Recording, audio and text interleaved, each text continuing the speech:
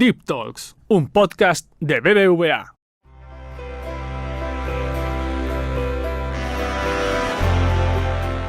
¿Está la sociedad preparada para lo diverso? ¿Y el mundo empresarial? La diversidad tiene muchas caras, algunas más conocidas que otras, y cada vez juega un papel más protagonista en la cultura corporativa de las empresas. La sociedad te percibe distinto si llevas traje y corbata o llevas tacones. Y hoy vamos a conocer un poco más sobre esas diferencias y cómo trabajar para eliminarlas.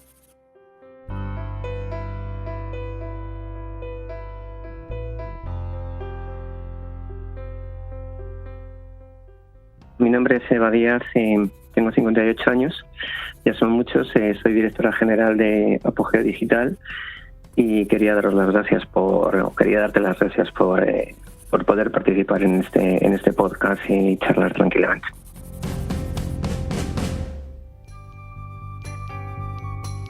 Hola Eva, gracias a ti, sobre todo. Me gustaría preguntarte, ¿qué tiene que agradecerle Eva a Enrique? Vaya pregunta. Pues mira, Eva no habría sido posible sin el Enrique que yo fui, con lo cual tiene que agradecerle prácticamente todo.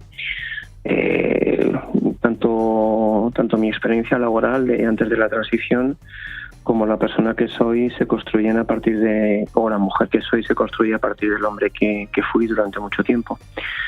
Con lo cual todo, básicamente absolutamente todo. Si no hubiera pasado por esa experiencia como hombre durante tanto tiempo, sería una mujer radicalmente distinta o a lo mejor no habría llegado aquí. O sea que gracias, Enrique. ¿En qué momento decides hacer esa transición de la que me estás hablando? La transición es efectiva, quiero decir, es completa desde enero del 2015. Tampoco es que sea algo que tomes una decisión formal de voy a hacer esto, ¿no? El proceso es muy largo, es complejo, lleva muchísimos altibajos y poco a poco me fui dando cuenta de que realmente necesitaba empezar a vivir ya como mujer y no seguir enclaustrada en mi modo masculino, ¿no?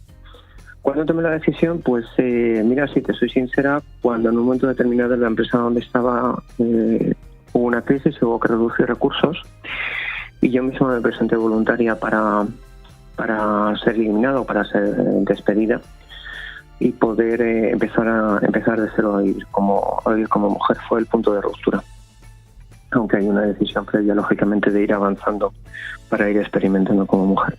Claro, es un proceso. ¿Y cómo afecta ese cambio? ¿Cómo afectó a tu entorno social y profesional? Ya me has dicho un poco profesional, pero ¿cómo afectó? Yo te diría que más que al entorno me afectó a mí, lógicamente, y a mi situación, sobre todo profesional. Socialmente tengo que reconocer que todos los que eran mis amigos antes de la transición no he perdido a ninguno. Todos siguen a mi lado e incluso cuando se lo conté, todos se enfadaron conmigo porque no les había dicho nada y no habían podido ayudarme. Con lo cual, desde ese punto de vista, ningún impacto. Sí hubo un impacto clarísimo desde el punto de vista social en cuanto a que en esta sociedad en la que vivimos ser hombre o ser mujer es radicalmente diferente y la sociedad te recibe e interactúa contigo de forma distinta si llevas traje de chaqueta y corbata o si llevas vestido de tacones. Tuve que hacer un aprendizaje a vivir en sociedad como mujer, a entender lo que eso significaba, a entender nuevos comportamientos y sesgos hacia mi persona que antes eran radicalmente diferentes, que tuve que entender y que tuve que aprender a manejar y también a manejarme yo como mujer. Profesionalmente, pues perdí mi trabajo. No sé lo que habría pasado si lo hubiera planteado en la compañía donde estaba la transición, pero era yo la que no tenía valor para enfrentarme a mis antiguos compañeros que habían conocido a Enrique y al día siguiente que conocieron a Eva. El impacto fue muy grande. Pasé 2 años en el paro. Ten en cuenta que yo hice la transición con 52 años, entonces tenía el problema del edadismo. Sabes que ahora mismo en nuestra sociedad, una vez que pasan los 50 años, encontrar nuevo trabajo es muy complicado. El hecho de ser mujer, obviamente, que también lo complica, y la tercera barrera era mi pasado y mi transexualidad.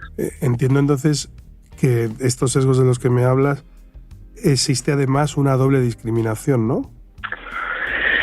A ver, yo tengo que reconocer que yo soy una mujer afortunada y yo no he tenido tanto o no he visto tanto esa discriminación por mi transexualidad. Sí es cierto que hay muchísimos sesgos en la sociedad cuando eres mujer.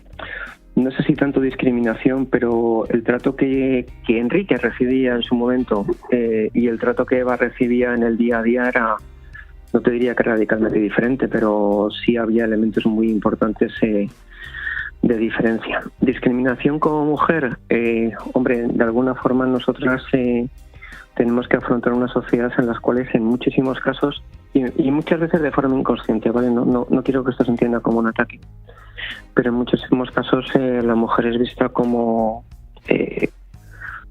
un género diferente y un género que hay que cuidar, que hay que mimar, y en ese sentido de alguna forma delata una cierta inferioridad, ¿no? En ese sentido sí, por supuesto. Como transexual, pues si tengo que ser absolutamente sincera, y lo he dicho ya varias veces, cuando mi pasado se hizo público, porque salí en diversas entrevistas en el Confidencial, en la televisión, etcétera, yo nunca he sentido absolutamente ningún rechazo ni por mis colegas de profesión en su momento, ni por mis clientes que eran altos directivos, ni por mis vecinos donde vivo. Nunca he sentido esa discriminación. Sí existía mucho en el pasado cuando yo misma me limitaba a mí antes de hacer la transición, y me sentía inferior a muchísima gente. Pero Eva, hablas de discriminación. En el fondo, tú lo acabas de decir, tú te sientes una mujer privilegiada y estás muy alejada, o entiendo que estás muy alejada de esos estereotipos que salpican el día a día de las mujeres transexuales. ¿Cómo se cura eso? ¿Cómo evitamos que esos estereotipos machaquen a un colectivo? Pues mira, yo creo que hay que hacerlo dando una imagen real de lo que realmente es una persona que hace una transición de identidad de género. Ahora mismo la transexualidad sigue muy asociada a una serie de imágenes de prostitución, obviamente, porque muchas de las chicas que hacen la transición o que intentan hacer la transición acaban completamente excluidas de la sociedad y en la prostitución. Está muy asociada a la transexualidad a una hipersexualidad, incluso en muchísimos casos con una componente de vicio y de morbo, y muy asociada al mundo de la farándula y del espectáculo de la noche, como drag queens, etc.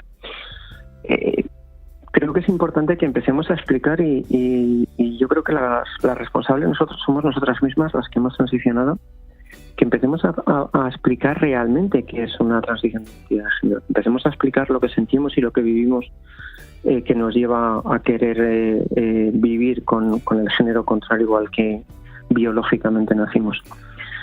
Mi experiencia es que cuando lo he contado de tú a tú, de corazón a corazón, de persona a persona, y cuando me he contado mi experiencia real, como lo hice con vosotros en el BBVA, se empieza a entender, y a partir de que se entiende se empiezan a eliminar todos esos estereotipos, y se empieza a entender que una mujer que hace una transición de identidad de género no es porque quiera sexo con los hombres, no es porque quiera sexo depravado, y muchísimo menos es el colmo, como decía alguien, dices que eres el colmo del gay, ya directamente hasta quieres ser mujer, y esto no tiene nada que ver con la homosexualidad. Explicando nuestra realidad, eliminando sesgos, eliminando esas visiones que tenemos, o esas imágenes que tenemos de las personas transicionadas que hasta ahora han sido las que han estado en la calle. Por lo que dices, veo que hay un ejercicio enorme de autoestima que hay que intentar mejorar. ¿Cómo se trabaja eso? Muy complicado. Cuando yo te cuento mi experiencia real. Yo cuando nací a los 6-7 años me di cuenta de que había algo extraño en mí que yo no sabía qué era, ¿no? Pero estaba claro que estaba estigmatizado por la sociedad, empezando por mis padres directamente, ¿no? Y eso te lleva a sentirte excluida, a sentirte apartada, y siendo muy realista, aunque suene muy dramático, a sentirte basura, a sentirte de otro nivel, un nivel muy bajo socialmente, ¿no?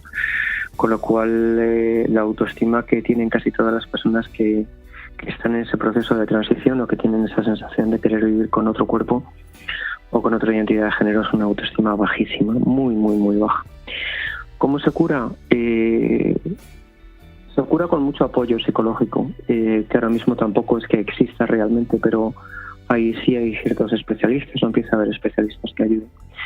Se cura siendo nosotras muy conscientes de que no somos diferentes, de que no somos menores ni inferiores a nadie. Se cura saliendo las que ya hemos llegado a explicar lo que somos para poder ser referentes de todas esas personas que vienen detrás y que pueden sentir que pueden hacer su transición de identidad de género y seguir teniendo la vida que realmente desean profesional y socialmente. Me hablabas antes de intentar romper esa forma distinta de enfrentarse a un hombre y una mujer en el mundo profesional. En tu caso, tú dedicas gran parte de tu tiempo a intentar romper esas discriminaciones, esos techos de cristal que existen. Cuéntame un poco cómo haces este trabajo. Yo estoy colaborando en diversas asociaciones y agrupaciones. Una de ellas es Formubing, donde trabajamos por ayudar a mujeres en procesos de exclusión social. Estoy en Mujeres Tech, donde trabajamos mucho con niñas para descubrir las que realmente pueden ser lo que ellas quieren ser. Es un trabajo muy de comunicación, de apoyar, comunicar, hablar, explicar. Justamente esta mañana salió una entrevista mía en Zona Movilidad. Hemos estado dando charlas aquí en Algete, donde vivo, a las chicas y a los chicos jóvenes, sobre todo el tema de la igualdad. Es muy importante la visibilidad que tengamos las directivas, que ahora estamos en puestos top de lo que realmente podemos conseguir. Es importante que lancemos el mensaje de que todos somos absolutamente iguales, que no hay mejores ni peores, que realmente una mujer puede hacer exactamente lo mismo que un hombre, y que esto no es una guerra de géneros o una guerra de sexos, esto es simplemente una lucha por la igualdad y por la libertad de las personas. Comunicar, explicar, hablar, no hay otra, Fernando, es el único medio que tenemos. Por último, lo acabas de citar, pero ¿cómo hacemos para que las niñas se acerquen a las carreras técnicas? Es muy importante que lleguemos las que son, esto va a sonar un poco a orgullo, ¿no? Las mujeres que ahora mismo están en puestos directivos. Yo creo que hay dos mensajes para las niñas. Lo primero es la tecnología y la ingeniería no es una profesión de hombres y ya no es tanto como se veía cuando yo hice ingeniería, una profesión de construir cosas ensamblando cachivaches, como decía mi madre, ¿no? Sino que realmente ahora mismo la ingeniería y la tecnología son herramientas para el bienestar de la humanidad, para hacer un mundo mejor. Y eso es un mensaje para las niñas, porque las niñas, a diferencia de los hombres, que estéis más educados para construir, para crecer, para desarrollar esa componente femenina del cuidado, de la igualdad que tenemos, es muy importante que entiendan que la tecnología es una herramienta. Ese es el primer mensaje. El segundo es que pueden llegar, porque muchas hemos llegado, menos de las que nos gustaría, pero muchas estamos ahí y estamos liderando empresas y estamos liderando negocio y estamos emprendiendo.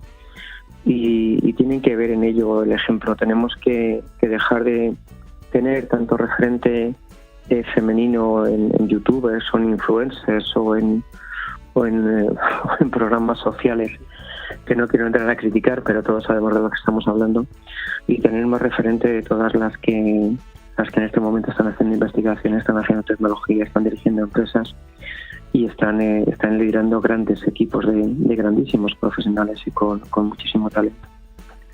Y esos referentes tienen que llegar también a los padres. Yo creo que aquí es un mensaje importantísimo para los padres de las niñas y de las jóvenes, que no las limiten, que no piensen que eso es una profesión de hombres, sino que ellos mismos lean y entiendan de todas estas mujeres que han llegado, que vean lo importantes que son y lo que han conseguido, y animen a sus hijas a que, si quieren, por supuesto, lo pueden conseguir y las abran las puertas en lugar de cerrárselas. Eva, nada más que decir, muchísimas gracias por esta entrevista.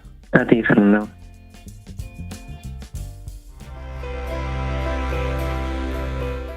Exclusión, marginalidad, sexualización. Estos son algunos de los estereotipos de los que nos habla Eva, y con testimonios como el suyo hay que tratar de superar del imaginario social. La transición en el cambio de género tiene muchas implicaciones, familiares, profesionales, afectivas, pero sobre todo personales. La autoestima, esa gran enemiga de uno mismo.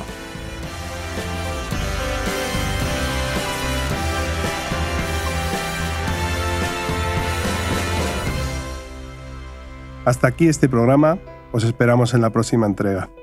Recordad que podéis suscribiros a todos los podcasts de BBVA en iVoox, Apple Podcasts, Spotify y Google Podcasts, además de seguir toda nuestra actualidad en bbva.com. Un saludo.